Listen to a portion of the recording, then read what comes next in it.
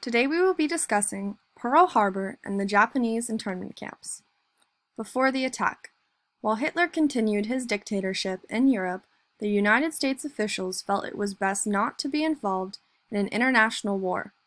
Their minds would soon change after the attack on the Pearl Harbor U.S. Naval Base in Honolulu, Hawaii on December 7, 1941.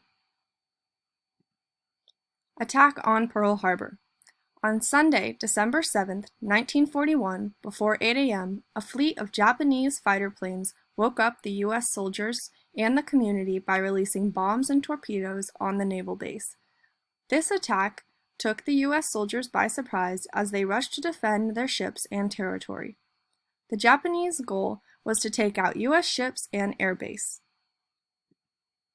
The aftermath of Pearl Harbor.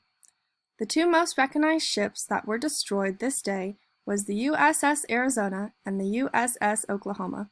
Around 2,403 people died from this attack. This includes soldiers and civilians. This attack was devastating to the United States, and officials were ready to take a stand. On December 11, 1941, the United States entered World War II. On the sides, you can see pictures of both of the ships. What's to come? Racism engulfed the country as citizens and officials feared that they were not safe with Japanese American citizens having the same freedoms as them.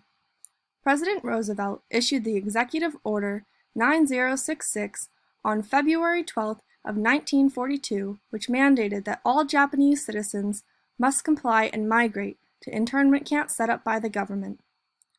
Japanese citizens from all over were removed from their homes and isolated from the world. Here, Japanese citizens were interrogated about their knowledge of the Pearl Harbor attack and their possible connections to the Japanese Army.